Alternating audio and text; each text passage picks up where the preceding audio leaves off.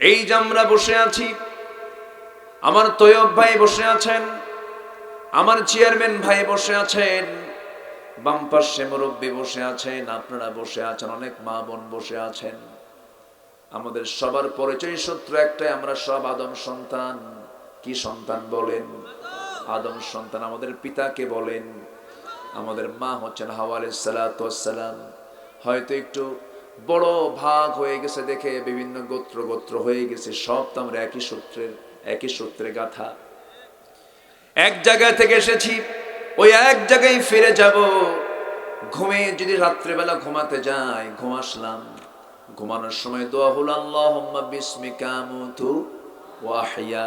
আল্লাহ তোমার নামে মরলাম, তুমি আল্লাহ আমারে জিন্দা কইরো। যদি জিন্দা হয়ে যাবে সকাল, পাবো হলো সকাল, আর জিন্দা না হলে হয়ে যাবে পরকাল। কি হবে? পরকাল। জিন্দা হলে সকাল, জিন্দা না হলে পরকাল। এত কাছে পরকাল, এত কাছে পরকাল। দমটা শুধু বন্ধ হয়ে যাবে, পরকাল শুরু হয়ে যাবে। শান্তি শুরু হবে অথবা শাস্তি শুরু হবে। জান্নাতের শান্তি, জাহান্নামের শাস্তি, দুইটা আল্লাহ রাব্বুল আলামিন বান্দার জন্য বরাদ্দ রেখেছেন। বান্দা, আমি তোকে ভালো কাজ করলে জান্নাত দেব, মন্দ কাজ করলে জাহান্নাম দেব। একজন পয়গম্বর আল্লাহকে একদিন প্রশ্ন করে ফেলছেন, আল্লাহ সবচেয়ে বেশি দয়া কার? সঙ্গে সঙ্গে আল্লাহ বলছেন, কেন? আমি আল্লাহ, আমার সবচেয়ে বেশি দয়া। সবচেয়ে বান্দাকে বেশি ভালোবাসে কে? আল্লাহ বলছেন, আমি বান্দাকে সবচেয়ে বেশি ভালোবাসি। গোটা পৃথিবীর ভালোবাসা একদিকে, আল্লাহর ভালোবাসা একদিকে। বেশি ভালোবাসা কার? মুহাব্বতটা কার? একজন মা তার সন্তানকে যতটুকু না ভালোবাসেন, তার চেয়ে লক্ষ লক্ষ কোটি কোটি গুণ আল্লাহ তার বান্দাকে ভালোবাসেন। আমাকে সবচেয়ে বেশি মুহাব্বত করেন তিনি কে? আল্লাহ তাআলা। আল্লাহ বলছেন, বান্দারে, আমার দিকে তুই যখন 1 হাত আগাস, আমি তোর দিকে 10 হাত আগাই। এই হাদিসটা আমি যখন পড়ি, আমার কাছে কান্না পায়। আল্লাহ আমাকে কিভাবে ভালোবাসে! আমি যখন আল্লাহর দিকে হেঁটে হেঁটে যাই, আল্লাহ আমার দিকে দৌড়ে দৌড়ে আসেন। আল্লাহ আমাকে মাফ করার জন্য প্রস্তুত নিয়ে থাকেন। বান্দা, তুই আমার কাছে মাফ চাবি রে, আমি তোকে মাফ করে দেব। কিন্তু আমরা তো আল্লাহকে ভুলে যাই, অথচ আল্লাহ আমাকে কখনো ভুলেন না। যদি ভুলে যেতেন, আমরা কি বাঁচতাম নাকি? তিনি আমাকে 1 সেকেন্ডের জন্য ভুলেন না। সেই পয়গম্বর আল্লাহকে বলছেন, আল্লাহ সবচেয়ে বেশি দয়া তুমি। আল্লাহ, তোমার যদি হয়ে থাকে, একটা প্রশ্ন করব। কি প্রশ্ন? তুমি আল্লাহ বান্দাকে যদি বেশি ভালোবাসো, জাহান্নাম কেন বানাইছো? দেখছেন কি প্রশ্ন করছে? জাহান্নাম কেন বানাইছো?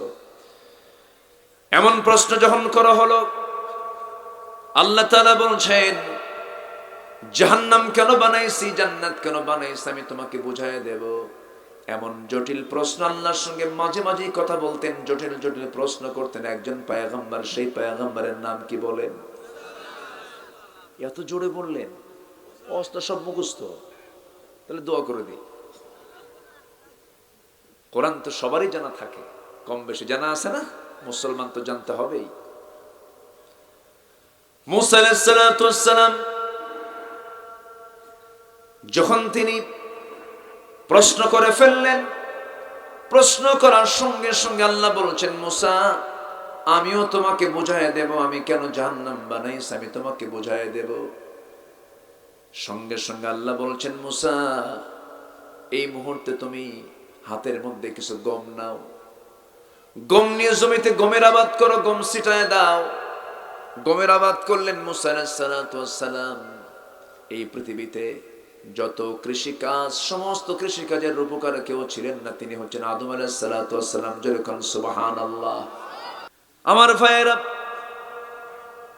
তুমি তোমার চেহারা কিবলামুখী করলে, পূর্ব দিক অথবা পশ্চিম দিক, সেজদা কয়েকটা দিলেই তুমি ভাবতেছ আমি পুণ্যবান হয়ে গেছি, বড় পুণ্যতা অর্জন করে ফেলেছে। না না, আল্লাহ বলছেন, 6টা কাজ তোমার মধ্যে থাকলে পরে আমি তোমাকে 2টা সার্টিফিকেট দিচ্ছি। আমি তোমাকে বলবো, তুমি সত্যবাদী, তুমি মুত্তাকি। জোরে কোন সুবহানাল্লাহ। আমরা কার সার্টিফিকেট নিতে চাই? আসতে বলো না, কার সার্টিফিকেট নিতে চাই? আল্লাহর সার্টিফিকেট যদি নিতে চাই, সত্যবাদীর সার্টিফিকেট, মুত্তাকির সার্টিফিকেট যদি নিতে চাই, এক নম্বর কাজ হলো ওয়ালাকিন্নাল বিররা মান আমানা বিল্লাহ ওয়াল ইয়াউমিল আখির ওয়াল মালাইকাতি ওয়াল কিতাবি ওয়ান নাবিয়্যিন। জোরে বলুন আল্লাহু আকবার। নাম্বার 1 হলো ঈমান আনতে হবে কার উপরে? আসতে বলবেন না, কার উপরে? আল্লাহর উপর ঈমান আনতে হবে। আল্লাহর প্রতি ঈমান জানবো আমরা, দেখি ঈমান আনবো না, না দেখি ঈমান আনবো। আল্লাহকে দেখতে পেয়েছেন কেউ? বলে দেখতে পেয়েছেন কেউ? মাইক চলতেছে কিসের পাওয়ারে? বলেন এখানে কি আছে? ভিতরে কি আছে? বিদ্যুৎ আছে। বিদ্যুতের কালার কি বলেন? কালার কি? লাল। বিদ্যুৎ তো দেখা যায় না, কিন্তু বিদ্যুতের শক্তি আছে না নাই? যদি বলে যা দেখি না বিশ্বাস করেন, ওরা বিদ্যুৎ লাগাই দিবেন। কি লাগাই দিবেন বলেন? তুই তো বলছিস যা দেখি না বিশ্বাস করি না, দেখ আছে কিনা। মধ্যাকর্ষণ শক্তি দেখা যায় না, ইথার দেখা যায় না, বাতাস আমার গায়ে লাগে, বাতাসের কালারটা কি বলেন? দেখা। আল্লাহর সৃষ্টি, বাতাস দেখা যায় না, বিদ্যুৎ দেখা যায় না। আল্লাহকে আপনি দেখবেন, এই দুনিয়ার অনেক সৃষ্টি আপনি দেখতে পান না, আপনি আল্লাহকে এই দুনিয়াতে দেখবেন কেমনে? তবে আল্লাহকে আমরা দেখব তৃপ্তি ভরে জান্নাতের ভিতরে। একটু আস্তে কোন সুবহানাল্লাহ, জোরে বলি সুবহানাল্লাহ। সবাইকে আল্লাহকে দেখতে রাজি আছেন? সবাই দেখবেন না? দেখবেন না? দেখা হবে কোথায়? জান্নাতে। আল্লাহকে আমরা জান্নাতে দেখতে পাবো। এই পৃথিবীতে একজন পয়গম্বর আল্লাহকে দেখতে গিয়েও দেখতে পান নাই। তুর পাহাড়ে গিয়েছিলেন, 40টা দিনের জন্য তিনি চলে গেলেন। বনি ইসরাইলকে রেখে গেলেন, ভাই হারুনের কাছে রেখে গেলেন। হারুন আলাইহিস সালাম দেখতে দেখতে দেখেন বনি ইসরাইলরা গরুর পূজা শুরু করছে। কিসের পূজা? কন, গরুর পূজা। মুসা আলাইহিস সালাম আল্লাহকে দেখতে গিয়ে তুর পাহাড়ে যখন হাজির হলেন, আল্লাহ বললেন মুসা আমাকে দেখবে নাকি? আমি তোমাকে দেখব। বললেন তারানি, আমাকে কখনোই দেখতে পাবে না, কেন আমি তোমাকে দেখবই। যখন তিনি বলে ফেললেন, দেখতে নিয়ে এমন অবস্থা হয়ে গেল, সেন্সলেস হয়ে পড়ে থাকলেন, কোনো হুঁশ থাকলো না। আল্লাহ বললেন মুসা আমাকে দেখতে পেয়েছো নাকি? না, দেখার শখ মিটে গেছে। এই চর্ম চক্ষু দিয়ে আমরা আল্লাহকে কখনো দেখতে পাবো না। আল্লাহকে দেখার জন্য জান্নাতে দেখার পরিবেশ তৈরি করে দিবেন। তিনি আমার কে? আসতে বলবেন না, তিনি আমার কে? আল্লাহ তাআলা। আমার ভাইরা, এই মুসা বলেছিলেন কি? আল্লাহ তুমি জাহান্নাম কেন বানাইছো? মনে আছে? মনে আছে আপনাদের? শুনবেন না? জোরে বলি ইনশাআল্লাহ। আমার বন্ধুগণ, আল্লাহর প্রতি আমরা ঈমান এনেছি, তাকে না দেখি ঈমান টানতে হবে, না দেখি আল্লাহকে বিশ্বাস করতে হবে। সূরা বাকারার শুরুতে আল্লাহ রাব্বুল আলামিন সুন্দর করে বলছেন, আল্লাযীনা ইউমিনুনা বিল গায়বি ওয়া ইউকিমুনাস সালাতা ওয়া মিম্মা রাযাকনাহুম ইউনফিকুন والذين يؤمنون بما أنزل إليك وما أنزل من قبلك وبالآخرة هم يوقنون জোরে বলুন আল্লাহু আকবার। মুত্তাকি কারা? আল্লাহকে যারা বিশ্বাস করবে না দেখে, নামাজ যারা কায়েম করবে, আল্লাহর পথে যারা খরচ করবে, কিতাবকে যারা বিশ্বাস করবে, আখিরাতকে যারা বিশ্বাস করবে, আল্লাহ বলছেন এই সমস্ত বান্দা আমার হেদায়েত প্রাপ্ত বান্দা, এরাই হলো মহা সফল। জোরে বলেন সুবহানাল্লাহ। আমার ভাইরা, আমার বন্ধুগণ, একটু কান লাগান, মনোযোগ দিয়ে শুনুন। আমরা মূল আলোচনার পর্বে আস্তে আস্তে ঢুকে যাচ্ছি, একটা করে পয়েন্ট বের করছি। আমরা সার্টিফিকেট নিতে চাই কার দফতর থেকে, কার অফিস থেকে? বলেন। দুইটা পুরস্কার, একটা হলো সত্যবাদীর পুরস্কার, আরেকটা হলো মুত্তাকির পুরস্কার। আল্লাহ বলছেন এই সমস্ত বান্দাগুলো সত্যবাদী, এই সমস্ত বান্দাগুলো মুত্তাকি, যারা এক নাম্বার কাজ করবে ঈমান আনবে কার উপরে? আসতে বলবেন না, কার উপরে? এখন হয়তো বলবেন হুজুর আমার তো ঈমান আনা হয়ে গেছে। আমার দেশে কিছু কিছু লোকের নামই আছে ঈমান আলী, আছে না? নাম কি? ঈমান আলী। কিন্তু জোহরের নামাজ পড়ে না, আসর পড়ে না। নাম হলো রমজান আলী, কিন্তু রমজান মাসে দুপুরবেলা ভাত খায়। দুপুরবেলা তো কি সেহরি নাকি না ইফতার? আমার একটা ছোট্ট মেয়ে এখন বড় হয়ে গেছে, রোজার মাস আসলে ও সেহরি খাইতো।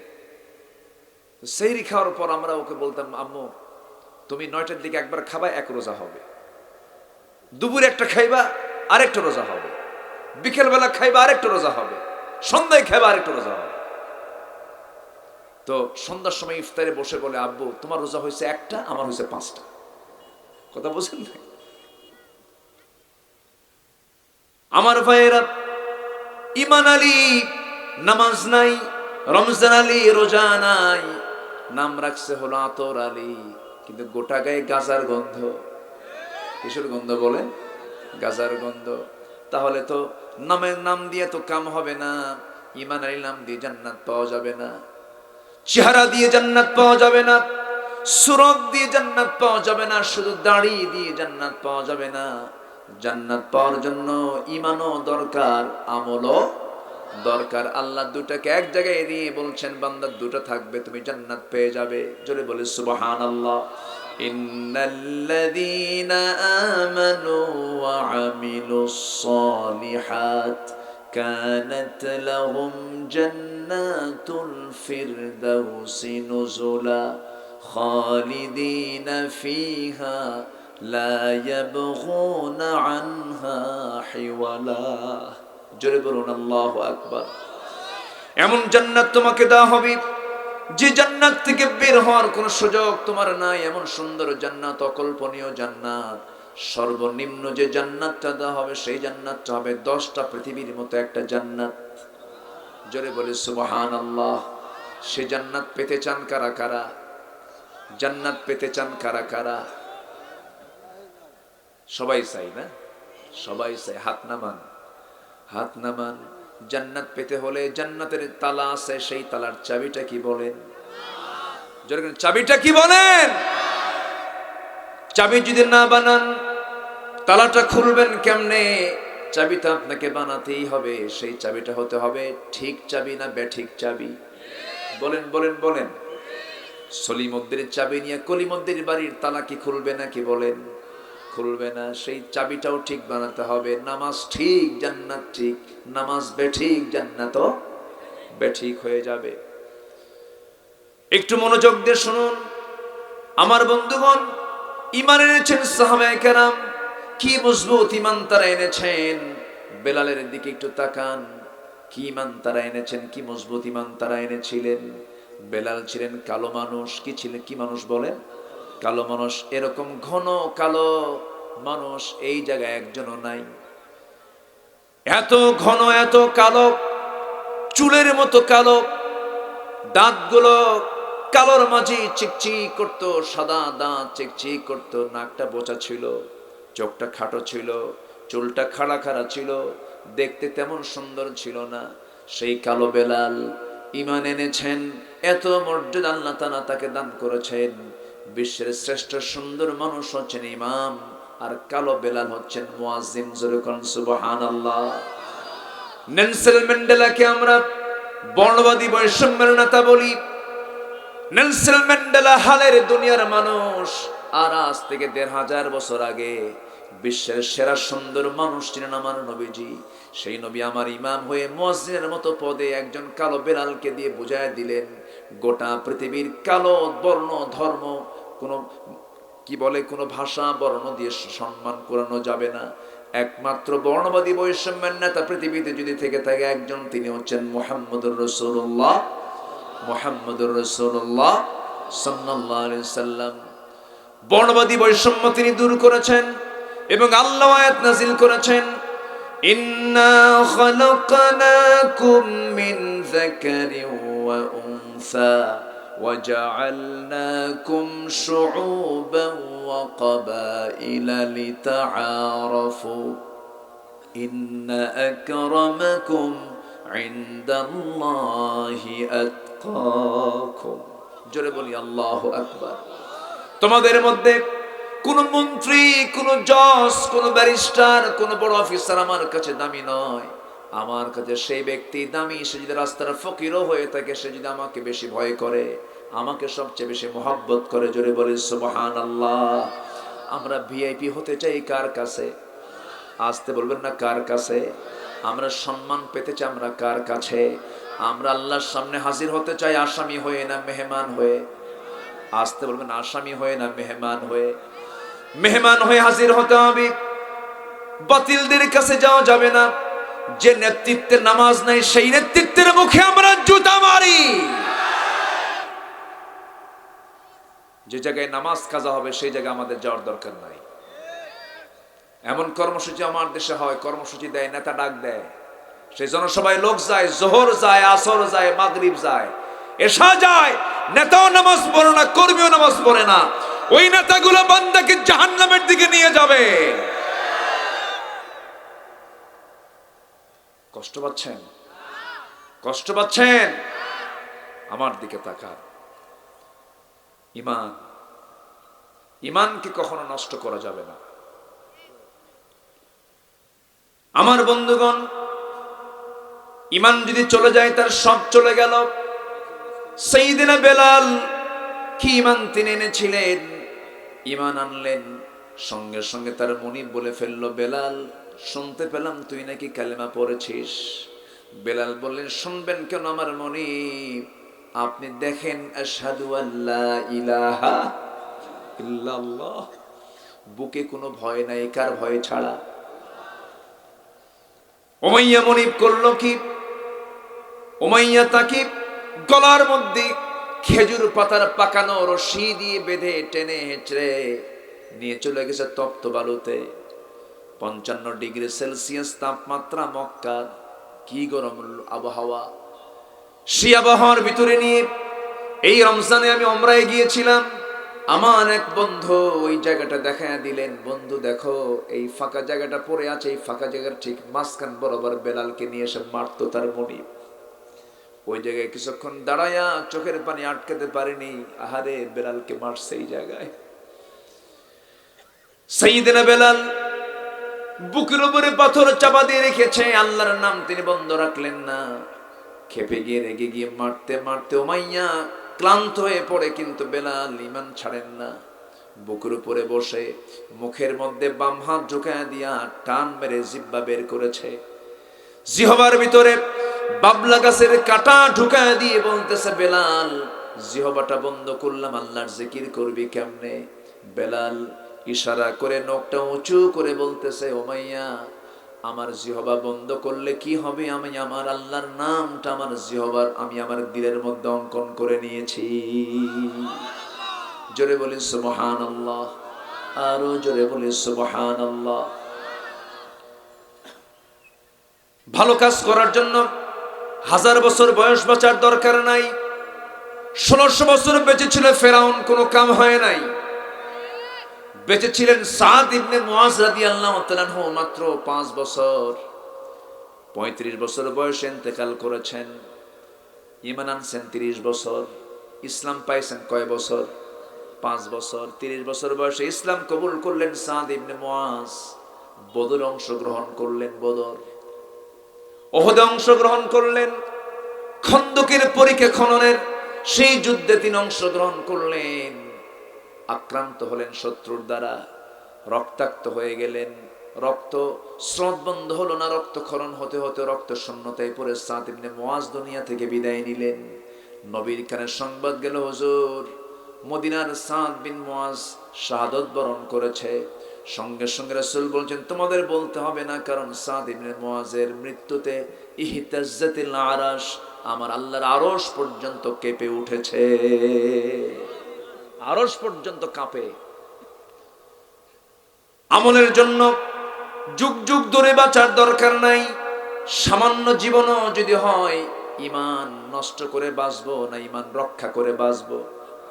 বলেন বলেন বলেন বলেন বলেন। ঈমান নষ্ট করে না রক্ষা করে বাঁচতে হবে।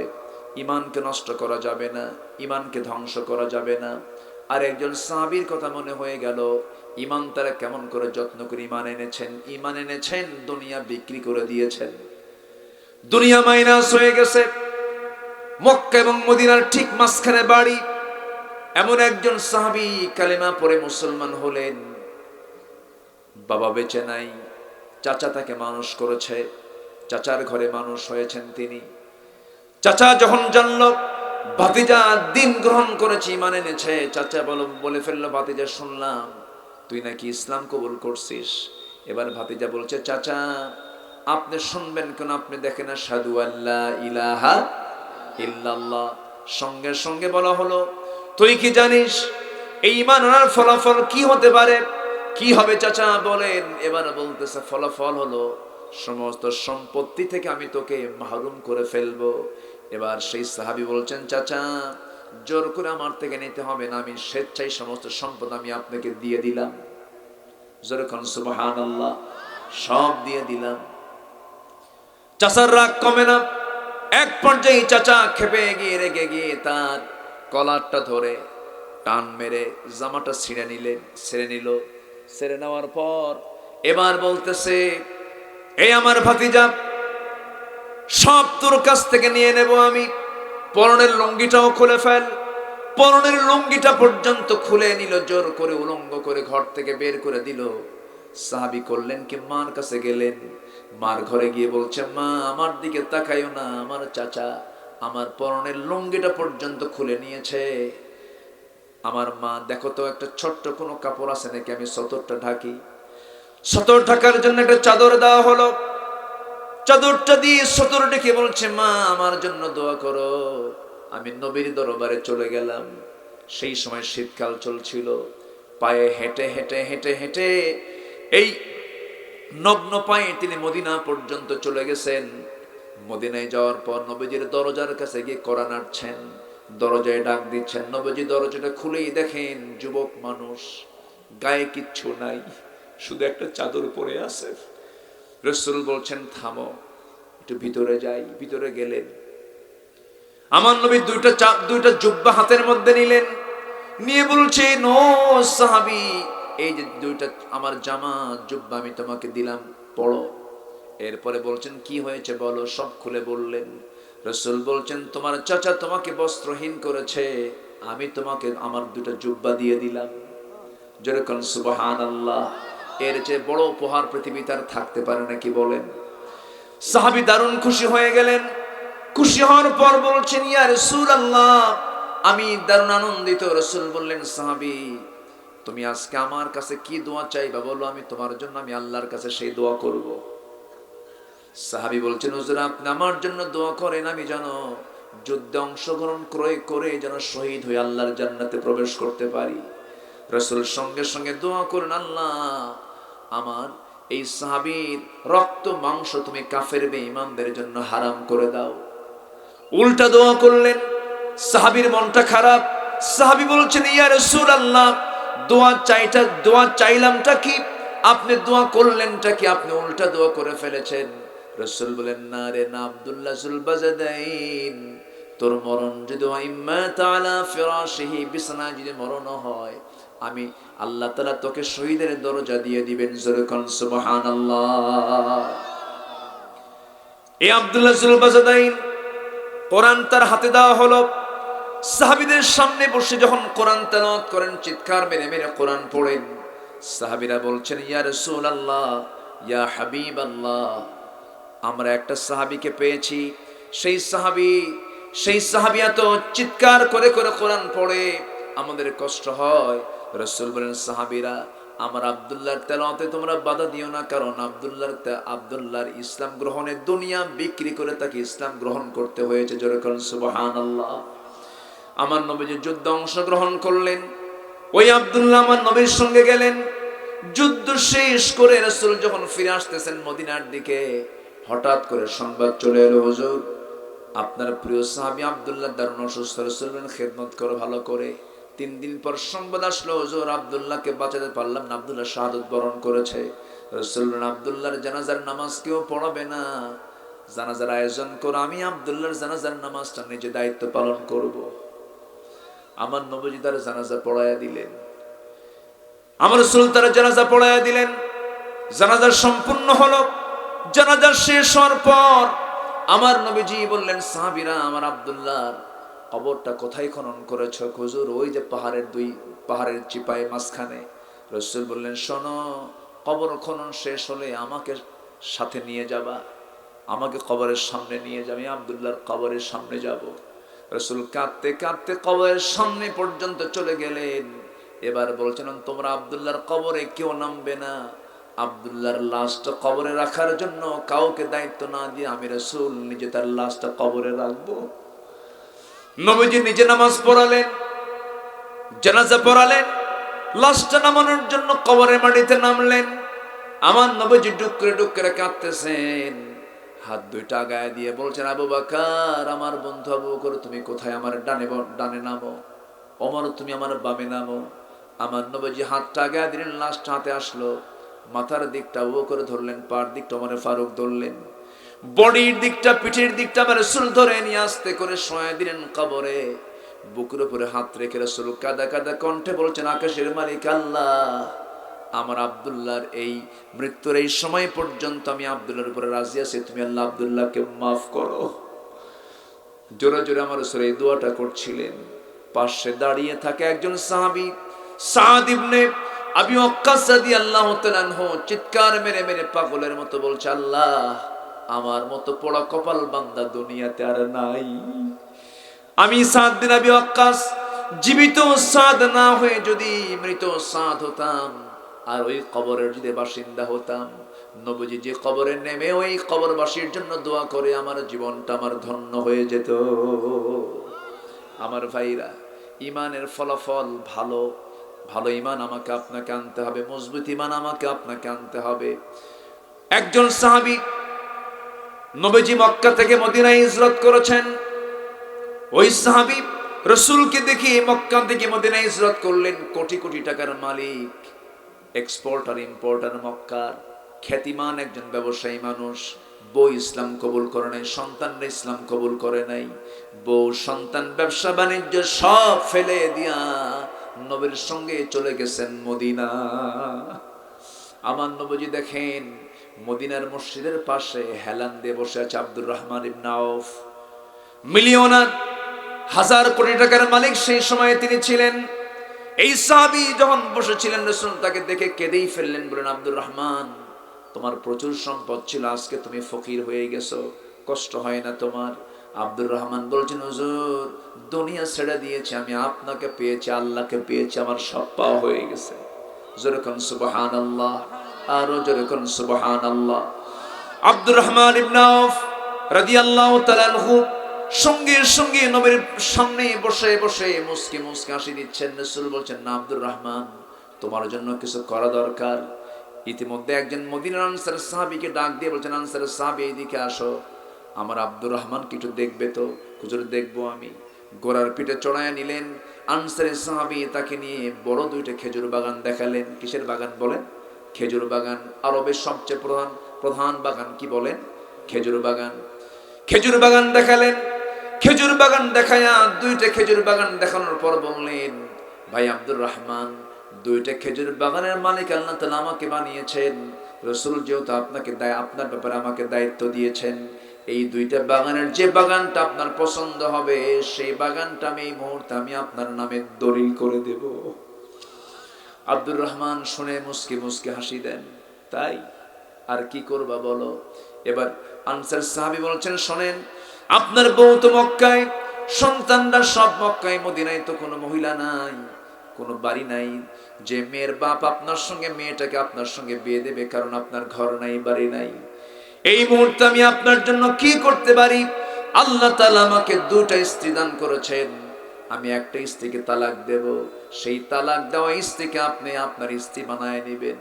আব্দুর রহমান ইবনে আউফ চোখের পানি মুছতে মুছতে বলছেন, ভাই আনসার সাহাবী, তোমার কথা আমি মুগ্ধ হয়ে গেলাম, বউ তালাকও লাগবে না, আমার খেজুর বাগান দলিল করে দেওয়া লাগবে না, আমি খুব খুশি হয়েছি। চিন্তা করুন ওই সময় সাহাবীদের মধ্যে কি ভ্রাতৃত্ব কাজ করেছে, খেজুর বাগান দিয়ে দিচ্ছেন, নিজের স্ত্রীকে তালাক দিয়ে তার জন্য বরাদ্দ করার জন্য অফার দিচ্ছেন।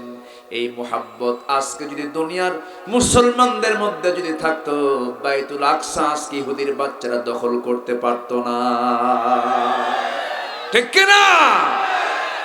দখল করতে পারতো না। সেই ইহুদির পাঁচটা কিছু গোলাম আমার দেশেও আছে, আসতে বলবেন না, আছে না নাই? যারা পর্দার বিরুদ্ধে কথা বলে তারা ইহুদিদের পাঁচটা গোলাম।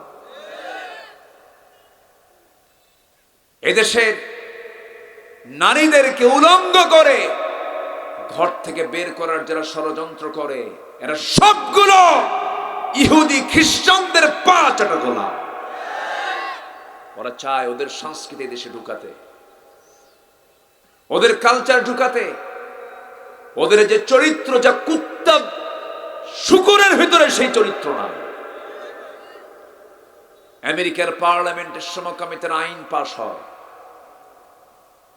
পুরুষ পুরুষে বিয়ে করে, নারী নারী জেনা করে, বিকৃত যৌনাচার যা কুকুরের ভিতরে শুকুরের ভিতরে নাই। ওদের কাছ থেকে আমাদের শেখার কিচ্ছু নাই।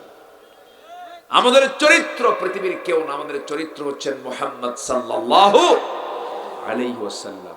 সেই রাসূলকে নিয়ে আমার দেশে গালিগালাজ হয়, রাসূলকে বলা হয় জেনাকার মুহাম্মদ। জোরে কোন নাউযুবিল্লাহ।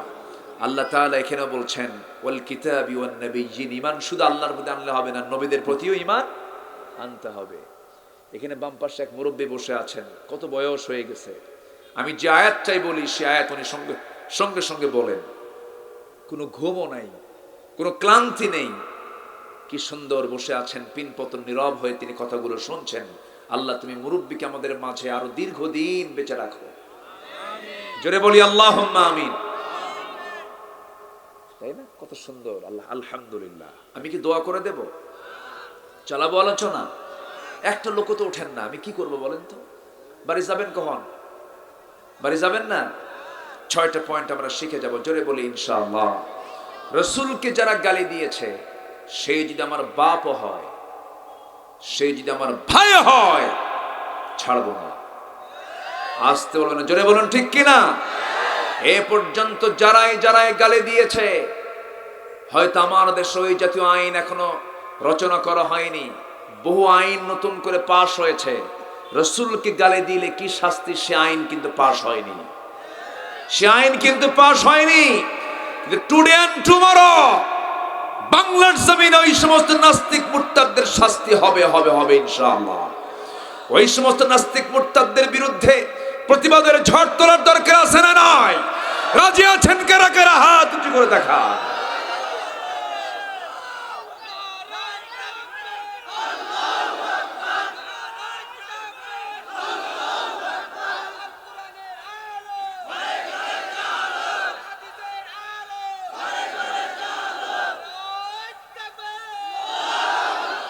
আল্লাহ তুমি সবার হাতকে কবুল করো, জোরে বলি আমিন, আরো জোরে আমিন।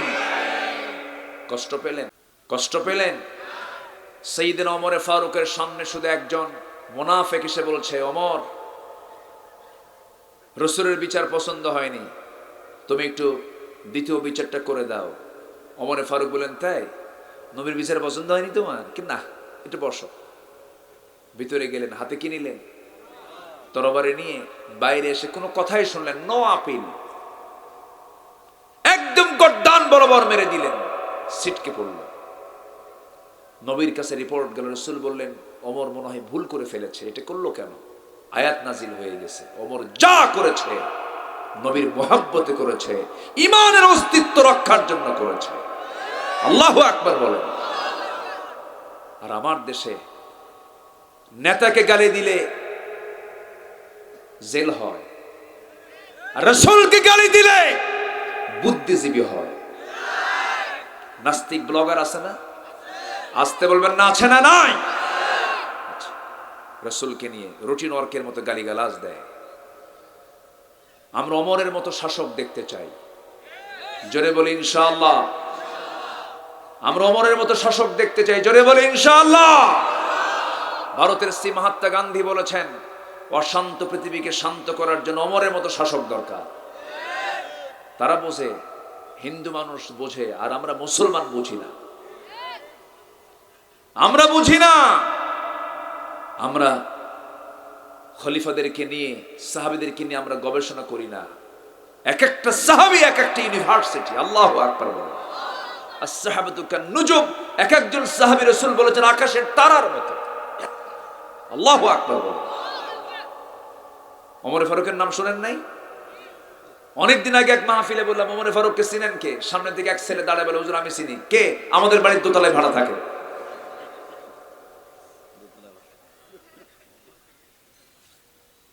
সাইয়েদনা আলী, ওমর, উসমান কি ছিলেন এক একজন। আবু বকর একজন অনর মানুষ ছিলেন, দৃঢ়চেতা। আমরা আবু বকরের মতো দৃঢ়চেতা হব, ওমরের মতো সাহসী হব, ওসমানের মতো লজ্জাশীল হব, দানবীর হব, আলীর মতো লড়াকু সৈনিক হয়ে বাতিল শক্তির মোকাবেলা করব আমরা। আল্লাহু আকবার। আলী কি মেধাবী ছিলেন, আল্লাহু আকবার। রাসূল করিম সাল্লাল্লাহু আলাইহি ওয়াসাল্লাম মাঝে মাঝে তার সঙ্গে বলতেন, কথা বলতে বলতে রাসূলকে পর্যন্ত তিনি আটকায় দিতেন মাঝে মাঝে। এর মানে আবার বলছি না যে রাসূলের চেয়ে বড় উনি, আবার ভুল বুঝবেন না। এখন তো এক একটা শব্দ প্রয়োগ করলে ক্যামেরা খুব সাবধান, দেখে না কতগুলো চোখ তাকায় আছে আমার দিক, তাহলে ভুল কর খাইয়া ফেলাম, কি ঠিক আছে না? সাইয়েদনা আলী একদিন নবীর সামনে বসা, রাসূল বলছেন জামাই আলী এদিকে আসো। জামাই তো বড় জামাই না ছোট জামাই? আসতে কয়। নবীর পরিবার নিয়ে জানা দরকার আছে না? আলী নবীর কি জামাই? সবার ছোট। ছোটই তো। ফাতিমার স্বামী মানে কি? ফাতিমা রাসূলের সবচেয়ে ছোট মেয়ে না? তাহলে কি জামাই? ছোট জামাই। বড় জামাই কে? ওসমান। আল্লাহু আকবার বলেন। এই তো সাইয়েদনা ওসমান ছিলেন দুই মেয়ের জামাই। কয় মেয়ের জামাই? এক মেয়ে মারা গেলে রাসূল আরেকটা মেয়ে দিলেন, সেটাও মারা গেছে। রাসূল বলেন আমার যদি আরেকটা মেয়ে থাকতো, আরেকটা মেয়ে আমি ওসমানকে দিতাম। খুব ভালোবাসতেন। এক একজন সাহাবী এক এক রকম, এক একটা যোগ্যতার অধিকারী। একদিন রাসূলের সামনে এসে ওসমান জিন্নুরাইন বলছেন, হুজুর আপনি আমার জন্য একটু দোয়া করেন। কি দোয়া? আমি যেন ফকির হই। আমি যেন কি হই? আচ্ছা পৃথিবীতে কি এমন ধনী আছে কেউ কি বলে যে হুজুর আপনি আমার জন্য একটু দোয়া করেন, আমি যেন ফকির হই? এরকম দোয়া কেউ চায়? এমন ধনী ওসমান বলতেছে হুজুর আপনি আমার জন্য, আমি যেন ফকির হই। কেন এই রকম দোয়া কেন চাও? হুজুর আমার কাছে সম্পদ ভাল লাগে না। শোনেন, সম্পদ যদি কাউকে আল্লাহ দেন, জোর করি দেন। বুদ্ধি দিয়ে টাকা আসে না, বুদ্ধি দিয়ে সম্পদ আসে না, শুধু বুদ্ধি দিয়ে টাকা আসে না, তকদির লাগে, তকদির। গ্রামের বহু লোক আছে এত বুদ্ধি, খালি গিজ গিজ গিজ গিজ করে, ভাত পায় না। আসে না, আসে না, আসে না। আবার কিছু কিছু আছে বোকা শোকা, কিচ্ছু বোঝে না, টাকার অভাব নাই। আসে না, আসে না, আসে না। রিজিক আসে কার পক্ষ থেকে? আল্লাহর পক্ষ থেকে। রাসূল বলেন ওসমান তুমি উটের পিঠে যখন বসো, খাওয়ার প্রয়োজন হলে কেমন করে খাও? হুজুর উট যদি দাঁড়ায় থাকে, সেই সময় যদি খাইতে বসে, যদি আমার একটা দানা যদি আমার হাত থেকে পড়ে যায়, আমি উটকে বসায় দিই, বসায় দিয়ে সেই দানাটা হাতে তুলে ধুই আবার খাই। রাসূল বলেন তোমার রিজিক তো কোনোদিন ফুরাবে না, তোমার সম্পদ আরো বাড়বে, ডাবল হবে, ডাবল হবে। জোরে বলেন সুবহানাল্লাহ। এক একজন এক এক রকম। আবার আলী ছিলেন ধনী না গরিব? গরিব, খুব গরিব ছিলেন। এক জামাই ছিলেন ধনী, আর এক জামাই ছিলেন কি? রাসূল সব মডেল করেছেন। রাসূল গরিবের সঙ্গে বিয়ে দিয়েছেন সবচেয়ে পছন্দের মেয়েকে। রাসূল ছিলেন ধনীর বন্ধু না গরিবের বন্ধু? বলেন বলেন, ধনীর বন্ধু না গরিবের বন্ধু? রাসূল গরিব না হয়ে রাসূল গরিব হয়ে কি হয়েছেন? গরিবের বন্ধু হয়েছেন। আর আমার দেশে বিভিন্ন জায়গায় লেখা থাকে গরিবের বন্ধু কয়েক হাজার কোটি টাকার মালিক, আছে না নাই? আমরা দেশকে এত মহাব্বত করি, দেশের টাকা বাইরে পাচার করি, কত বড় বুজুর্গ আমরা, তাই না? আল্লাহ আমাদেরকে ভালো বানান, জোরে বলি আল্লাহুম্মা আমিন, আরো জোরে আল্লাহুম্মা আমিন। আমার দিকে তাকান, সাইয়েদনা আলী রাসূলকে নিয়ে বসেছেন খেতে। তো খেজুর খেতে খেতে রাসূল মজাও করতেন। খেজুর খাচ্ছেন আর বিচি, বিচি বলো না কি বলে এলাকায়, খেজুরের ভিতরে যেটা থাকে না, আটি, বিচি, বিচি আটি একই তো কথা। তো আটিগুলো রাসূল আলীর সামনে রেখে দিচ্ছেন। রাসূল গোশতগুলো খাচ্ছেন, খেজুরগুলো খাচ্ছেন, আর আটিগুলো জামাই আলীর সামনে রেখে দিলেন। অনেকগুলো আটি জমা হয়ে গেছে, বিচি জমা হয়ে গেছে। খাওয়ার শেষে সবাইকে নিয়ে বললেন, সাহাবীরা আমরা সবাই খেজুর খেলাম, আলীও খেজুর খেলো, দেখো ওর সামনে কতগুলো আটি, ও একাই খাইছে সব। আমার নবীজি কিন্তু মজা করতেন, মিশুক মানুষ ছিলেন, হাস্য রসে ভরা ছিলেন মুহাম্মদ সাল্লাল্লাহু। কিছু কিছু লোক আছে হাসেও না কান্দেও না, আছে না কিছু কিছু লোক, ওদের বউরা মনে মনে করে মরবে কোন দিন। কথা বুঝেন না? একটু হাসা দরকার, একটু চিত্ত বিনোদন দরকার, একটু খুনসুটি দরকার, একটু বইয়ের সঙ্গে একটু খেলাধুলা করা দরকার, একটু খুনসুটি করা উচিত, একটু তাদেরকে নিয়ে একটু এদিক সেদিক যাওয়া উচিত, একটু ঘোরাফেরা করা উচিত। পর্দা ছাড়া না পর্দা সহ? পর্দা সহ। আবার কিছু কিছু পুরুষ আছে বউকে নিয়ে ঘোরে, মানে R1 আর কি হুন্ডা কি জানি নাম, যাইকে আল্লাহ জানে। আচ্ছা যাই হোক, হুন্ডার পিছনে নিয়ে গোটা শহর ঘুরায় উলঙ্গ কইরা। আবার ফেসবুকে পোস্ট দিয়ে বলে, প্রিয় ভাইয়ের আসুন আমার বউটাকে আমরা জামাতের সঙ্গে দেখি। যেরকম নাউজুবিল্লাহ। এইগুলোর নাম খুনসুটি না, এগুলো করা যাবে না, বেহায়াপনা করা যাবে না। আমার নবীজি মজা করতেন, মেজাহ করতেন, কৌতুক করতেন। সাইয়েদনা আলী যখন শুনলেন রাসূল তাকে বললেন আমি সবচেয়ে বেশি খাই, তিনি বলছেন হ্যাঁ আমার ভাইরা। রাসূল বলেছেন আমি বেশি খাই, আমার বেশি খাওয়াটা মানায়। আমি হলাম আসাদুল্লাহিল গালিব, দিগ্বিজয়ী বীর। আমার বাহুতে শক্তির দরকার, শক্তির জন্য খাদ্যের দরকার, আমি বেশি খাই, খাওয়াটা আমার জন্য মানায়। কিন্তু আমরা সবাই খেজুর এতক্ষণ ধরে খেলাম বিসি ছাড়া, আটি ছাড়া, আর এতক্ষণ ধরে রাসূল খেজুরগুলো খেয়েছেন বিসি শুদ্ধা। তার প্রমাণ হলো তার সামনে একটা বিসিও নাই। জোরে বলে সুবহানাল্লাহ। খুব মেধাবী ছিলেন সাইয়েদনা আলী, প্রচন্ড মেধাবী ছিলেন, তাকে কেউ ঠকাতে পারতো না। কোন সাহাবী তাকে কথায় ঠকিয়ে দিয়েছেন এমন কোন রেকর্ড নাই। খুব দ্রুত তিনি উত্তর দিতে পারতেন। একদিন আলী, একদিন ওমর, একদিন আলী, ওমর এবং ওসমান, কয়জন হলো? তিনজন। ওসমান ছিলেন লম্বা টল ফিগার, ওমর ছিলেন লম্বা টল ফিগার, আলী ছিলেন খাটো। খাটো মানুষের বুদ্ধি কম থাকে না বেশি থাকে? বেশি থাকার কারণ হলো খাটো মানুষের হাড় এবং মাথা কাছে থাকে, এই জন্য বুদ্ধি বেশি। আর যারা লম্বায়, যেরকম আমি 6 ফুট লম্বা, আমার বুদ্ধি নাই, বুদ্ধি কম। খাটো মানুষের বুদ্ধি বেশি। সাইয়েদনা আলী মাঝখানে, দুই সাইডে দুই লম্বা লম্বা সাহাবী ওসমান এবং ওমর হাঁটতেছেন।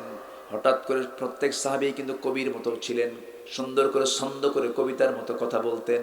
ওমরে ফারুক বলছেন আলা বাইনিনা কান্নুনি লানা, আমাদের মাঝে আলী যেন লানা শব্দের নুনের মতো। যারা আলেম ওলামা তারা বুঝে গেছেন, লানা লিখতে লামের মাথাও লম্বা এবং এইদিকে শেষে আলিফের মাথাও লম্বা, নুনের মাথাটা খাটো। আলা বাইনিনা কান্নুনি লানা, আমাদের মাঝে আলী যেন লানা শব্দের নুনের মতো, মানে নুনটা খাটো, নুনটা ছোট, আলী আমাদের খাটো সাইজের। সঙ্গে সঙ্গে আলী বলছেন ওলা উলা কুন্তু লা কুন্তু মালা, সঙ্গে সঙ্গে তিনি বলছেন শোনো আমি নুন, আমার দাম নাই, আমি ছোট মানুষ, আমি খাটো মানুষ, তোমরা আলিফ নিয়ে আসো, লাম নিয়ে আসো, ভালো কথা, কিন্তু মাঝখান থেকে তোমরা আমাকে নুনটা বাদ দিয়ে দাও, তোমার হয়ে যাবে লা, মানে তোদের দামই নাই। জোরে কান সুবহানাল্লাহ। সাইয়েদনা আলী এত মেধাবী ছিলেন, প্রচন্ড মেধাবী তিনি ছিলেন। সাইয়েদনা আলী তিনি নামাজে দাঁড়াবেন, এক ইহুদি এসে বলতেছে আলী একটা প্রশ্ন করব। কি প্রশ্ন? বলো তো আলী, এই পৃথিবীতে কোন কোন প্রাণী, কোন কোন প্রাণীগুলো ডিম থেকে আসে, কোন কোন প্রাণীগুলো মার পেট থেকে সরাসরি বাচ্চা হয়ে আসে? সাইয়েদনা আলী সঙ্গে সঙ্গে বললেন, ইহুদি তুই আমার নামাজ নষ্ট করার জন্য জটিল প্রশ্ন তুই মাথায় নিয়েছিস। আমি আলী জবাব দিচ্ছি, যে সমস্ত প্রাণীর কান মাথা থেকে বাইরে থাকে সেই সমস্ত প্রাণীগুলো মার পেট থেকে বাচ্চা হয়ে আসে, আর যে সমস্ত প্রাণীর কান মাথার ভিতরে ইন্টারনাল থাকে তারা ডিম থেকে বের হয়ে আসে। যা জোরে কোন সুবহানাল্লাহ। তাহলে সাহাবীরা কত জ্ঞানী ছিলেন, বোঝা যাচ্ছে তো? বোঝা যাচ্ছে তো? দুইজন বান্দা সফরে বের হয়েছে। সফরে বের হওয়ার পরে একজন 5টা রুটি আর একজন 3টা রুটি নিয়ে বের হয়েছে। 3টা রুটি 5টা রুটি নিয়ে বের হলো। এমন সময় তারা ক্ষুধা লাগছে, দুজন মিলে খাইতে বসছে। একজনের 5টা আর একজনের কয়টা? 3টা। আপনারা কি বিরক্ত হচ্ছেন নাকি? বসেন। 5টা 3টা 8টা রুটি নিয়ে বসেছে খেতে। হঠাৎ করে একজন পথচারী এসে বলতেছে, ভাই আমার ক্ষুধা লাগছে, আমি খাবো।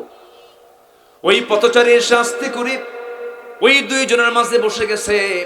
পথচারী খাওয়া শেষ করে বলল, ভাই আমি তোমাদেরকে 8টা দিরহাম টাকা দিয়ে গেলাম, 8টা দিরহাম দিয়ে গেলাম, তোমরা এটাকে ভাগ করে নিবা। চলে গেছে। এখন 5 রুটিওয়ালা ব্যক্তিকে 3 রুটিওয়ালা ব্যক্তি বলতেছে ভাগ করো। 5 রুটিওয়ালা বলতেছে, তুমি 3টা নাও, আমি 5টা নেই। আমি 5 রুটিওয়ালা, তুমি 3 রুটিওয়ালা। 3 রুটিওয়ালা বলে, না না, সমান ভাগে ভাগ করো, তুমি 4টা আমি 4টা। প্যাঁচ লেগে গেল। সঙ্গে সঙ্গে দুজন মিলেই বলল, চলো আমরা আলীর কাছে জানি কি ফয়সালা দেয় দেখি। আলীর ফয়সালা বড় ফয়সালা। চলে গেছে দুজন যাওয়ার পরে যখন বলছে, আলী আমরা এই 8টা দিরহাম নিয়ে মারামারি লাগছে, ও বলে তুমি 5টা নাও, আমি 3টা নেই। আবার আমি বলতেছে, না 4টা করে সমান করে নেই, কি ফয়সালা হবে বলো। সঙ্গে সঙ্গে আলী বলছেন, তোমাদের দুইজনের কোনো ফয়সালার রাইট নয়। আমার ফয়সালা যদি শুনতে চাও, আমার ফয়সালা হলো 3 রুটিওয়ালা ব্যক্তি পাবে 1 দিরহাম, আর 5 রুটিওয়ালা পাবে 7 দিরহাম। আল্লাহু আকবার বলেন জোরে কোন আল্লাহু আকবার। অঙ্ক কি বুঝতেছেন আপনারা? অঙ্ক বুঝতেছেন তো? একটু জটিল, একটু শোনেন মনোযোগ দিয়ে। এখন সঙ্গে সঙ্গে দুজন বলতেছে, আমিরুল মুমিনিন একটু বুঝায় দেন। বলতেছেন, শোনো, 5টা রুটি তোমার, 3টা রুটি তোমার। এই 8টা রুটি নিয়ে তোমরা খেতে বসেছ 3জন। এই 3জন যখন খেতে বসেছ, 3জন খেতে বসার সময় 3জন সমান ভাগ করে খেয়েছ। একটা রুটিকে তোমরা 3 ভাগ করো। একটা রুটিকে 3 ভাগ করলে পরে মোট রুটি কয়টা বলেন? 8টা রুটি। 8টা রুটি যদি 3 ভাগ করা হয়, 3 আষ্টে 24 টুকরা হলো। এই 24 টুকরা রুটি তুমি খেয়েছ 8 টুকরা, তুমি খেয়েছ 8 টুকরা, ওই পথচারী খেয়েছে 8 টুকরা, 3 আষ্টে 24 হয়ে গেল। তোমার রুটির সংখ্যা হলো 5টা। 5টা রুটিতে টুকরা হয়েছে 3 5 15, আর তোমার রুটির সংখ্যা হলো 3টা। তোমার 3টা রুটিতে টুকরা হয়েছে 3 ত্রিকে 9 টুকরা। 9 টুকরার 1 টুকরা এক্সেস, আর 15 টুকরার 7 টুকরা এক্সেস। তাহলে এই 7 টুকরা ওই 5 রুটিওয়ালার খাইছে, আর তোমার থেকে খাইছে মাত্র 1 টুকরা। তুমি পাবে 1 দিরহাম, আর ওই 5 রুটিওয়ালা পাবে 7 দিরহাম। সুবহানাল্লাহ বলবেন না? হুজুররা তো অঙ্ক বোঝে না। হুজুররা যখন মঞ্চে আসে বলে, কিছু কিছু লোক বলে দেয়, হুজুর আকাশের ওয়াজ করেন আর কবরের ওয়াজ করেন, দুনিয়া আমরা দেখব, দুনিয়া আমরা দেখব। আবু জেহেলরাও তাই বলতো। আবু জেহেলরা বলতো, মুহাম্মদ তুমি মদের ওয়াজ করো না, জিনার ওয়াজ করো না, সুদের ওয়াজ করো না। রাসূল বললেন, না না, সমাজ ধ্বংস করার জন্য এগুলো থাকতে পারে না। আবু জেহেলের সমাজে মদ ছিল, জিনা ছিল, সুদের কারবার ছিল, আমার বাংলাদেশে একটাও নাই। আসতে বলবেন, না আছে না নাই। ওয়াজ করে কি এগুলো বন্ধ হবে কোনোদিন বলেন? শুধু ওয়াজ করে বন্ধ হবে না, তবে বন্ধ হওয়ার সহজ একটা পন্থা আছে। শুধু মূল জায়গায় শুধু বলবে, আজকের থেকে সুদ বন্ধ, কালকের থেকে সুদ বন্ধ, ঠিক কি না? আমার বন্ধুগণ, নবীজি এমন করে সুন্দর সোনালী সমাজ গড়েছিলেন। সেই পদ্ধতি আমরা সামনের দিকে এগিয়ে যাব। কোরআনটাকে আমরা মানব, ঈমান আনার মতো আমরা ঈমান আনবো। নামাজে যা বললাম সমাজে তাই বলবো, নামাজে যা পড়লাম সমাজে তাই পড়বো। এমন করে যদি লালন করতে পারে সেই ঈমানটা আমার আপনার জন্য জান্নাতের সহায়ক হয়ে যাবে। নাম্বার 2 হলো প্রিয় জিনিসকে আল্লাহর পথে খরচ করা। নাম্বার 3 হলো নামাজ কায়েম করা। নাম্বার 4 হলো যাকাত দেওয়া। নাম্বার 5 হলো ওয়াদা ঠিক রাখা। নাম্বার 6 হলো বিপদে মুসিবতে সব জায়গায় ধৈর্যের পরিচয় দেওয়া। কার জন্য? আল্লাহর জন্য। এই 6টা কাজ যে বান্দা করবে, আল্লাহ বলছেন এই সমস্ত বান্দাগুলো সত্যবাদী, এই সমস্ত বান্দাগুলো মুত্তাকি, আমি তাদেরকে জান্নাত দেব। জোরে করুন সুবহানাল্লাহ। আল্লাহ আমল করার তৌফিক দান করুন, জোরে বলি আমিন। বসুন, কষ্ট পাচ্ছেন আপনারা? অনেক রাত হয়েছে, আমি চেয়েছিলাম আরো আগে, অনেক আগে উঠতে। আমি এসেছি এখানে 8:15টার দিকে, বসে আছি, তুলতে তারা দেরি করে ফেলেছে। যাই হোক, যতটুকু হয়েছে আমরা বলে ফেলি আলহামদুলিল্লাহ। জোরে বলি আলহামদুলিল্লাহ। কেউ যাবেন না, এই লোভনীয় দোয়া থেকে আমরা কেউ মাহরুম হব না। হাজার হাজার মানুষ এখানে, নারী পুরুষ এখানে এসেছেন, সব একসঙ্গে দোয়ায় শামিল হয়ে আমরা এখান থেকে বিদায় নেব। জোরে বলি ইনশাআল্লাহ। তো কবরস্থান না এটা, কবরস্থানের মাহফিল, কবরে তো যেতেই হবে। এটাই তো একটা স্থায়ী একটা কি বললো প্লট বলবো আমি, প্লট 1.5 হাত বাই 3.5 হাত প্লট। এই যে এই ভাই জান উঠে বসেন, বসেন বসেন বসেন, উঠবেন না, একটু বসেন, আমরা একসঙ্গে দোয়া করে যাব। তো এই প্লটের জন্য একটু আন্তরিকতা নিয়ে সবারই কিছু করা উচিত ছিল। আমি চাদর দিয়েছিলাম, যথেষ্ট হয়নি মনে হয়। তো কিছু পার্সোনালি এখানে এই কবরস্থানের বাসিন্দা হবেন, মারা গেলে আশা করেন যে কবরস্থান উদ্যোগে মাহফিল, এই কবর মানে গোরস্থান কেন্দ্রিক বসবাস কাদের, একটু হাত তোলেন তো দেখি। এই গোরস্থান কেন্দ্রিক বসবাস মানে এই গোরস্থানে মারা গেলে, যদি এলাকায় মারা যান, আপনার কবরটা এই কবরস্থানই হবে। কার কার, কাদের কাদের, একটু হাত তোলেন তো দেখি। কই? 1 2, কই? সব কি কবরে চলে গেছে নাকি? কই আপনার লোকজন? হ্যাঁ, আশ্চর্য না বলেন তো। কবরস্থানে যে কবরের উদ্যোগে, কবরস্থান উদ্যোগে মাহফিল, সে কবরবাসীর কই?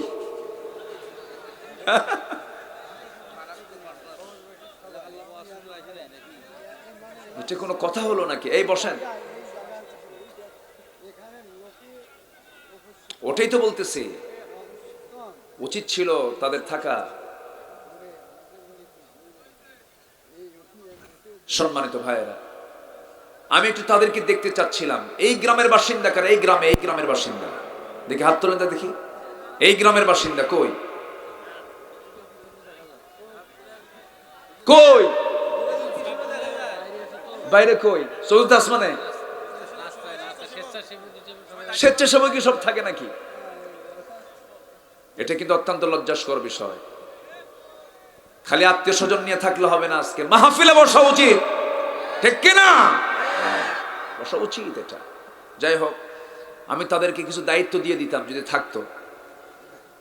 এখন দূরের মানুষ 20 মাইল 15 মাইল দূর থেকে আসছে ও মাহফিল শুনতে, ও কি এখানে 2 শতক জায়গা দেবে? সে তো দিবে না জায়গা। যার এখানে কবর হবে সে 2 শতক জায়গা দিতে পারে, যে না আমার এখানে আসতে হবে। তাহলে একটা প্ল্যান করা যায়, অন্তত 50 জন লোকের হাতটা পাইলে আমি তো জোর করে আদায় করতাম, যা আছে কপালে। এই নিয়ে আসেন তো, খুঁজে নিয়ে আসেন সব। বসেন। আমাদের তাইয়্যব ভাই আজকের মাহফিলের প্রধান অতিথি। আমরা তার কাছ থেকে একটা মোটা অঙ্কের একটা সম্মানজনক আমরা একটা দান আমরা দেখতে চাই। কি মনে করেন আপনারা? উনি কত পারবেন বলেন তো? 60 সেকেন্ড। একটু বলেছিলেন, হুজুর আমরা বললে মানুষ বিরক্ত হবে, আপনি বললে রাগ করবে না। কেন, কি হয়েছে? মাহফিলের এই বিশাল অ্যারেঞ্জ আয়োজন, কবরস্থান কেন্দ্রিক মাহফিল, তো আপনি যদি একটু বলতেন আপনার মুখ থেকে। তো আমি চিন্তা করলাম শেষে বলতে গিয়ে হয়তো মাঝে মাঝে আমাকে চিরকুট দেবে, আমাকে কাগজে লিখে দেবে, হুজুর একটু বলেন বলেন, এই ঘুতাঘুতি যেন না হয়। এই জন্য আমি প্রথমে একটু চাচ্ছিলাম যদি আপনাদেরকে একটু বিরক্ত করি, যদি একটু চাদর দেই, জাস্ট আপনার হাতের একটা ছোঁয়া, একটা বরকত যদি মাহফিল পায়, আপনিও বরকত পাবেন, মাহফিলও ধন্য হবে। দিতে রাজি আছি না ইনশাআল্লাহ? আওয়াজ কিন্তু স্লো হয়ে গেছে। মাহফিল শোনাও ইবাদত, দান করাও কি? আস্তে কইছে, দান করাও কি? একটা দান করি, একটা ইবাদত করি, শুরু করি। একটু চাদর যা, কই ব্যাগ কোথায়? ভলেন্টিয়াররা কই? কি চতুর্থ আসমানে নাকি সব? আল্লাহ, ব্যাগ নিয়ে নেমে যাচ্ছে সবাই। মেহেরবানি করে একজন ব্যক্তির হাতও যেন মাইনাস না হয়। এটা একটা চান্স, দান সবাই করতে পারে না। দিল থেকে সবাই দেব, জোরে বলি ইনশাআল্লাহ। যদি না দিতে পারেন অন্তত ব্যাগে একটু সময় দিবেন। ব্যাগটা সময় দিয়েন না, ব্যাগটা সময় দিয়েন, আবার ব্যাগের মধ্যে হাত দিয়েন না, দেন। যদি কারো কাছে কোনো টাকা পয়সা না থাকে, তাহলে যদি প্রয়োজনে বিড়ি থাকে, বিড়িও দেন, যেহেতু রংপুর তো দেন, তবুও দেন। আমি দেওয়ার আধিক্য বোঝানোর জন্য বলছি। মেহেরবানি করে সবাই দিবেন ইনশাআল্লাহ। এবং আমার ডানে আমাদের সম্মানিত ব্যবসায়ী মহোদয়, আজকের মাহফিলের প্রধান অতিথি, ইসলাম দরদী ব্যক্তিত্ব, দানবীর আমার ভাই তাইয়ব ভাই, হাজি মানুষ কাবার গেলাফ তিনি শুয়েছেন। আল্লাহর মেহমান হয়ে কাবা ঘরে গিয়েছিলেন, তিনিও আছেন। তিনিও কম বেশি ইনশাআল্লাহ একটা শূন্যতা তিনি পূরণ করবেন, জোরে বলি ইনশাআল্লাহ। এই বিগত 8-10 বছরে সবচেয়ে বেশি দাম হয়েছে কোন খাবারের বলেন তো? বলেন। জি, যাই হোক, সেই ব্যবসায়ীর তিনি সভাপতি, উনি। আশা করা যায় একটা আশানুরূপ একটা দান আমরা তার কাছ থেকে আশা করি, কি কন? জোরে বলি ইনশাআল্লাহ। যে আমার দেশের মাদ্রাসা, মসজিদ, এগুলো গভর্নমেন্টের অনুদান খুব কম, নেই বললেই চলে। কারণ মসজিদ মাদ্রাসা এই দেশের মানুষের কষ্টার্জিত লাউ বেচার, কুদু বেচার টাকা দিয়ে চলে। বলি আলহামদুলিল্লাহ, ভালো। আমরা দেব, সবাই দেব, জোরে বলি ইনশাআল্লাহ। আমার মা বোন যারা আছেন, একটু দিলটা নরম করে নিয়ত করবেন, আগে দিবেন পরে।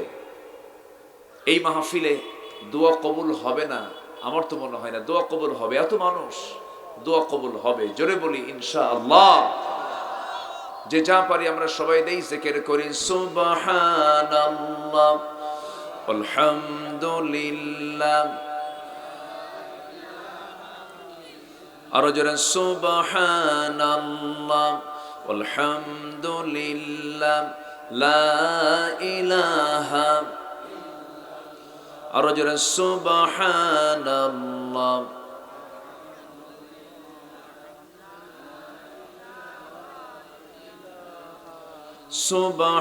সুবহানাল্লাহ, আলহামদুলিল্লাহ,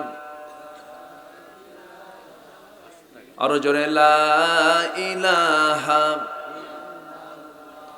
সুবহানাল্লাহ, আলহামদুলিল্লাহ, আরো জোরে লা ইলাহা, সুবহানাল্লাহ, আলহামদুলিল্লাহ,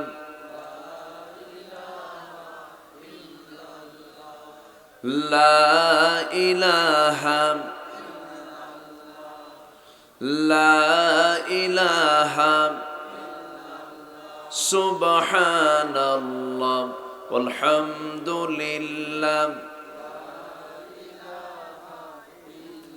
আরো জোরে লা ইলাহা,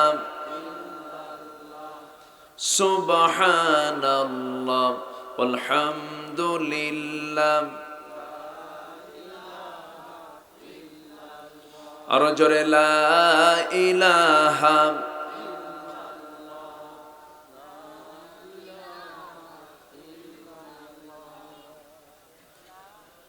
একজন ভাই কি এটা?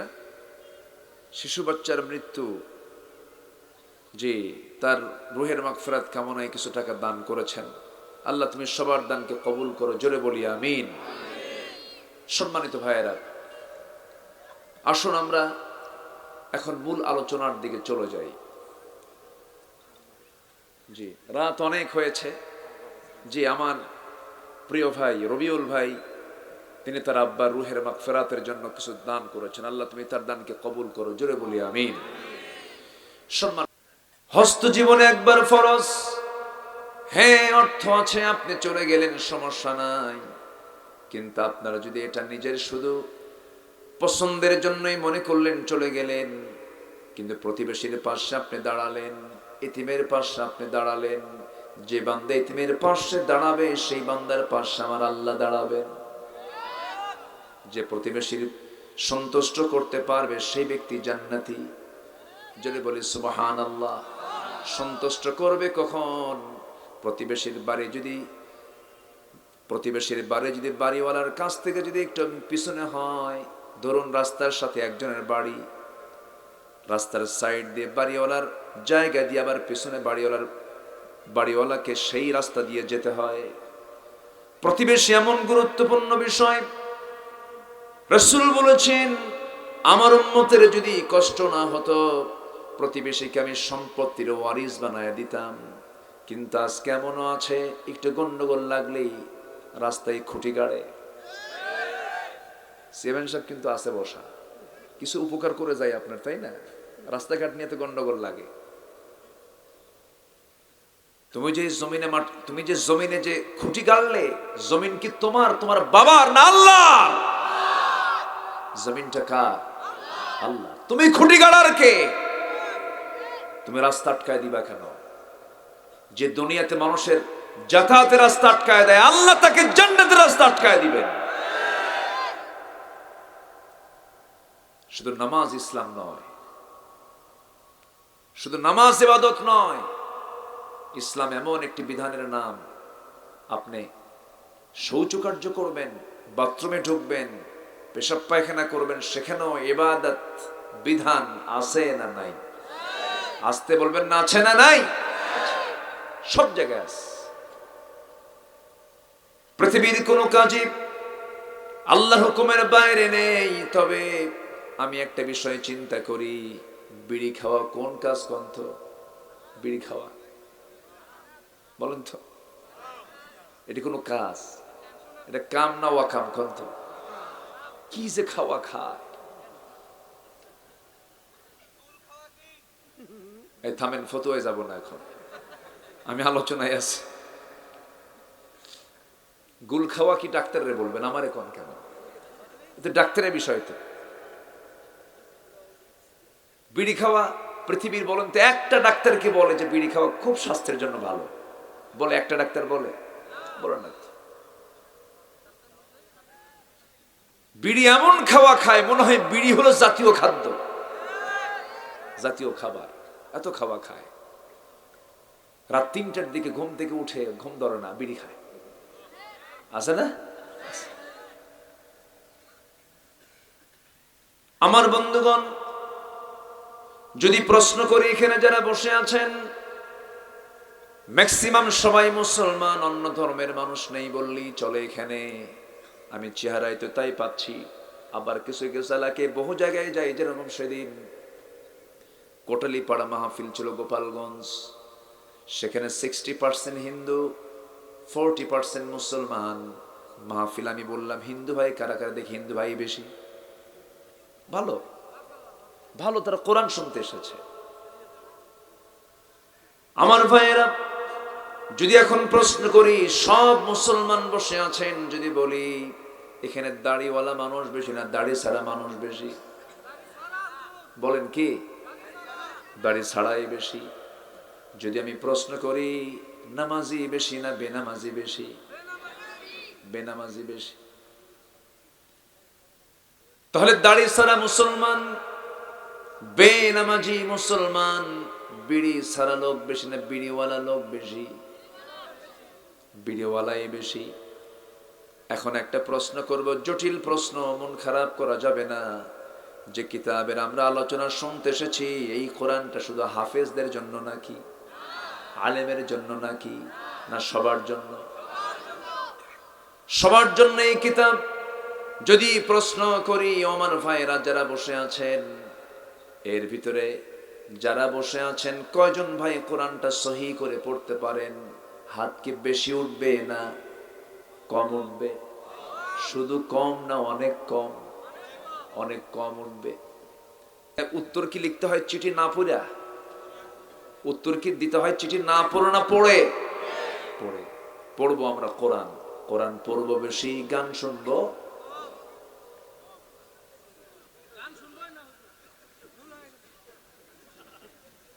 ভুল আছে? কে যেন কইছিল ভুল হইছে? ওই সিদ্দিক। সিদ্দিক না তো, কাজ্জাব। আমার দেশে চোররা সেলিব্রিটি হয়ে যায়, বুঝেন না? চোররা সেলিব্রিটি হয়, যা কই দিকে না যায়। তাহলে আমরা কোরআনটা শুনবো বেশি, গানের কাছে যাওয়া যাবে। কিন্তু দুঃখ লাগে, আমার দেশে কিছু লোক আছে, মসজিদ কমিটির সভাপতি যে লোক, ও আবার যাত্রা কমিটির সভাপতি। আছে না? আজ থেকে আছে না? নাই? মানে ওর চিন্তা হলো আল্লাহ খুশি থাক, শয়তানটাও বেজার না হোক। এরকম টাইপের লোক আছে না? নাই? মসজিদে নামাজও পড়ে, আবার মদও খায়। দুই দিকেই থাকে। শয়তান কয় আমি তোর চেয়ে বড় শয়তান না, তুই আমার চেয়ে বড় শয়তান। ইবাদত সবচেয়ে বেশি করেছে কে বলেন তো? এই শয়তান। সবচেয়ে বেশি ইবাদত ইবলিস করেছে। কম সেজদা দেয়নি জীবনে। দুটো জিনিস তাকে শেষ করে ফেলেছে। একটা হলো গুরুত্বপূর্ণ, যেটা আসমান জমিনে সর্বপ্রথম যে অপরাধ সংঘটিত হয়, সেটা হলো অহংকার। কি বলেন তো? কি বলেন? তার অহংকার কিসের ছিল বলেন তো? তার অহংকার ছিল হলো আমি এত ইবাদত করলাম, আমার ইবাদতের মূল্য নাই। আরেকটা হলো আমি সৃষ্টিগত দিক থেকে আমি হলাম আগুন, আর ও হলো মাটি। আল্লাহকে মাতব্বরি বেশি করো না। উসজুদু লিআদম। কিন্তু শয়তান বলল আবা ওয়াস্তাকবারা ওয়া কানা মিনাল কাফিরিন। আবা, অস্বীকার করলো এবং অহংকার করলো। এখান থেকে একটা শিক্ষা হলো, এই দুনিয়াতে যে ব্যক্তির ভিতরে আপনি অহংকার দেখবেন, ভাববেন ওর সামনে চরম পতন অপেক্ষা করছে। সমাজে অহংকার করার মতো কিছু লোক আছে না? নাই? অহংকার করে কি নিয়া? চেহারা নিয়া, সম্পদ নিয়া। সুন্দর চেহারা, একটু জিমওয়ালা বডি, একটু চেহারাটা সাদা চামড়া, রাস্তায় যখন হাঁটে বুঝায় আমি একখান মাল, তুমি কিচ্ছু না। তুমি বুঝায় আমি একখান মাল, আমি আমি আমি একমাত্র আছি, আর কেউ নাই, কিচ্ছু না। তুমি শুধু 5 বার বাথরুম, শীত হয়ে পড়ে থাকবা। ঠিক কিনা? মুহূর্তের মধ্যে হিরোকে জিরো বানান তিনি কে? চেহারার বড়াই, সম্পদের বড়াই। কে রে তুই? আমারে তুই কি করবি রে? মানে চটপাটি আলাদা। আসসালামু আলাইকুম ওয়া রাহমাতুল্লাহি ওয়া বারাকাতুহু। আসসালামু আলাইকুম ওয়া রাহমাতুল্লাহি ওয়া বারাকাতুহু। إن الحمد لله الأكرم الذي خلق الإنسان وكرم وعلمه من البيان ما لم يعلم فسبحان الذي لا يحصى امتنانه باللسان ولا بالقلم نشهد أن لا إله إلا الله وحده لا شريك له ونشهد أن سيدنا وحبيبنا ومولانا محمدا عبده ورسوله الذي أرسله بالحق بشيرا ونذيرا وداعيا إلى الله بإذنه وسراجا منيرا فقد قال الله تعالى في كلامه المجيد وفرقانه الحميد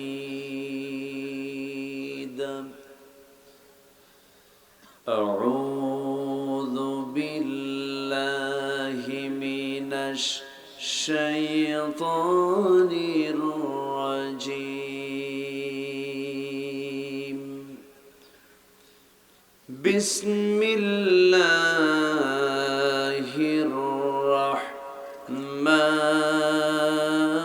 الرحمن الرحيم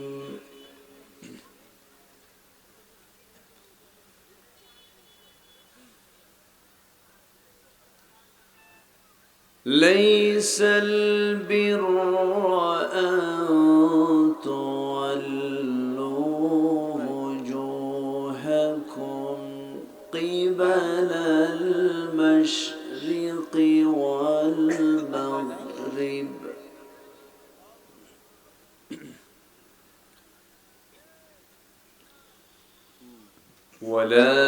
ولكن البر من آمن بالله واليوم الآخر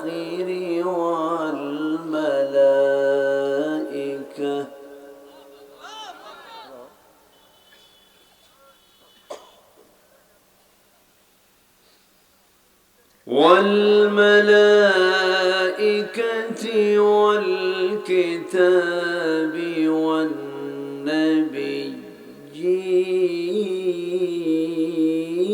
والنبيين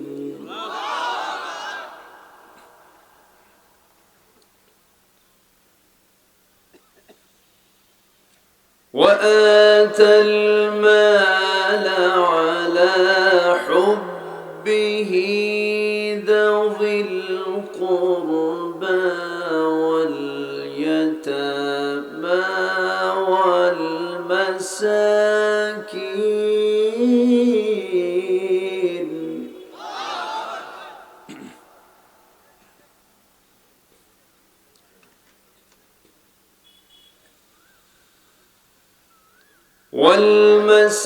والمساكين وابن السبيل والسائلين وفي الرقاب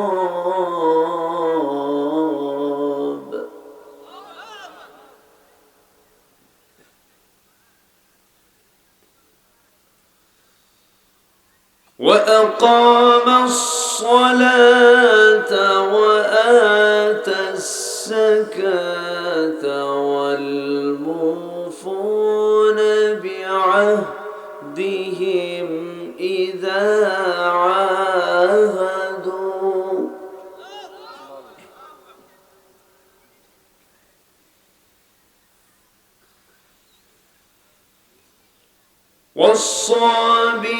والصابرين في البأساء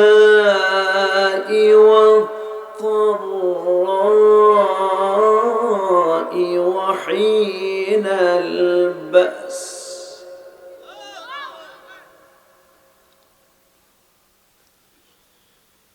أولئك الذين صدقوا وأولئك هم المتقون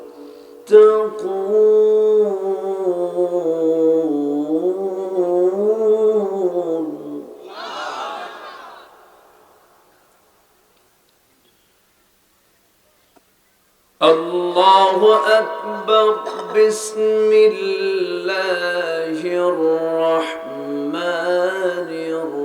الرحيم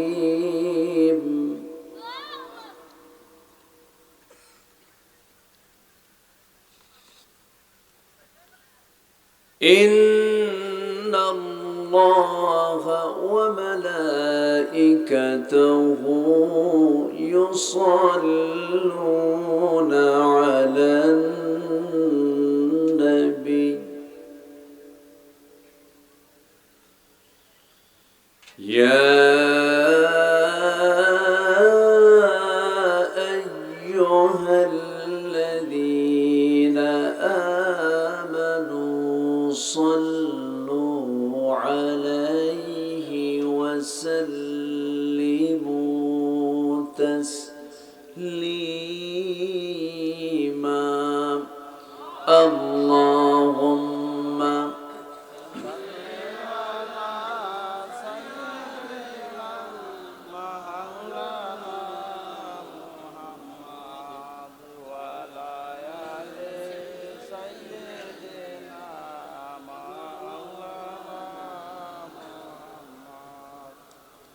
একটু মহব্বত দিয়ে নবীর প্রেমে মাতোয়ারা হয়ে জবান খুলে জোরালো কণ্ঠে সবাই বলুন আল্লাহুম্মা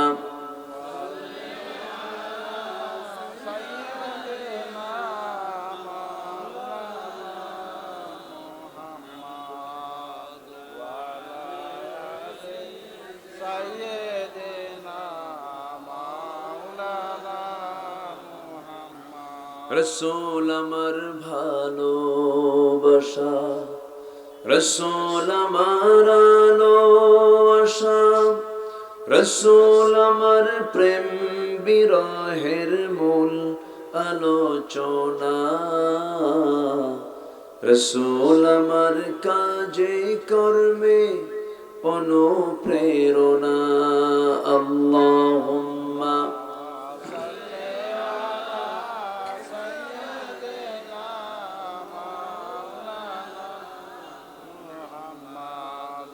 وعلى آل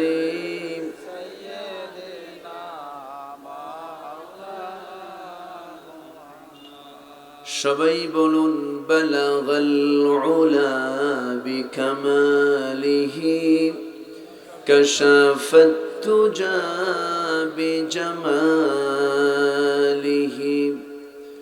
حسنت جميع خصاله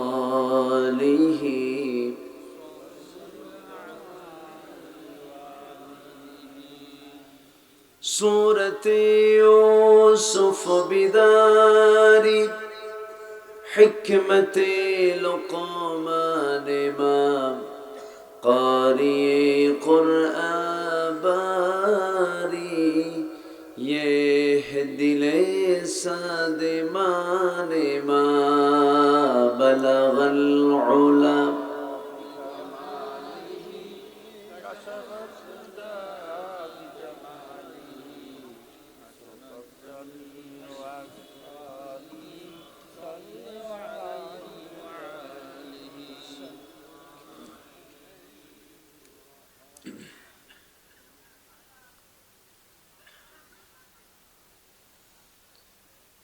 দেশের উত্তরাঞ্চল রংপুর অঞ্চলের কাউনিয়া উপজেলার পীরগাছা উপজেলার সচাশ মুন্সিটারি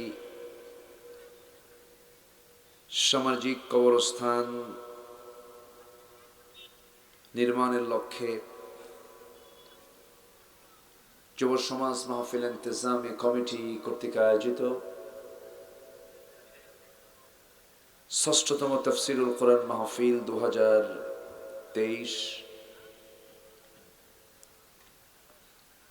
26 নভেম্বরে অনুষ্ঠিত আজকের এই মহৎ আয়োজনের সম্মানিত সুযোগ্য সভাপতি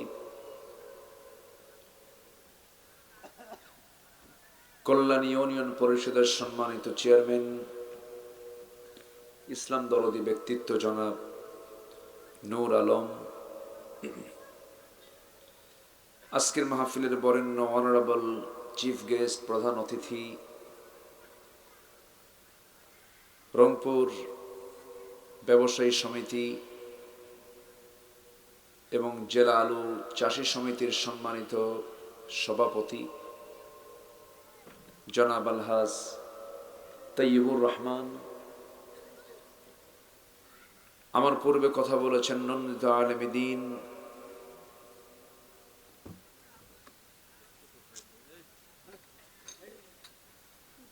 মাওলানা মিজানুর রহমান, উপস্থিত হাজরাত উলামায়ে কেরাম, ফদলায়ে ইজম, সুশীল সমাজ, জাতির শ্রেষ্ঠ সন্তান শিক্ষক মণ্ডলী, জাতির বিবেক সাংবাদিক বৃন্দ,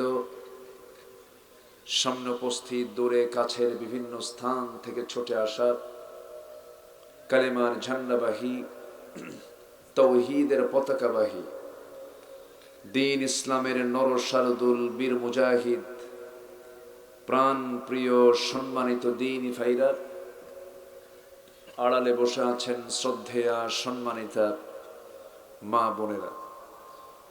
আলোচনার সূচনায় আনুষ্ঠানিকতার মধ্য দিয়ে আমার পক্ষ থেকে আবারও দিল খোলা সালাম, আসসালামু আলাইকুম ওয়া রাহমাতুল্লাহি ওয়া বারাকাতুহু। সবাই কেমন আছেন? আমাকে প্রশ্ন করলেন। আল্লাহ তাআলা তো আমাকে আপনার মতোই আপনার কাতারেই রেখেছেন। বলি আলহামদুলিল্লাহ।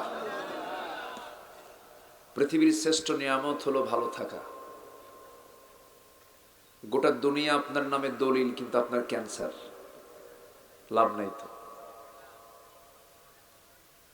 সব আপনার নামে সব কিছু, কিন্তু আপনার জটিল রোগ আছে, শান্তি নাই। এই জন্য পৃথিবীতে যদি আল্লাহ তাআলা বান্দাকে কোনো নিয়ামত দিয়ে থাকেন, শ্রেষ্ঠ নিয়ামত সেটা হলো সুস্থতা। জোরে বলি সুবহানাল্লাহ। কিন্তু সুস্থতার একটা সমস্যা আছে, সেটা হলো বেশি সুস্থ থাকলে আল্লাহর নাম মনে থাকে না। এই জন্য অসুস্থতাও একটা নিয়ামত, অসুস্থতাও নিয়ামত। দেখেন না, যখন খুব অসুস্থ হয় তখন বেশি নাম নেয় কার? আল্লাহ। যাই হোক, যিনি আমাকে আপনাকে এমন একটি বরকতময় জায়গায় আসার বসার তৌফিক দিয়েছেন, কালিমাতুশ শুকর আদায় করছি, মুহাব্বাতান জোরালো কণ্ঠে বলে উঠছি আলহামদুলিল্লাহ। আবারও বলছি আলহামদুলিল্লাহ। চিৎকার মেরে বলছি আল্লাহুম্মা ইন্নী আসআলুকা আল হুদা ওয়াত তুকা ওয়াল আফাফা ওয়াল গিনা।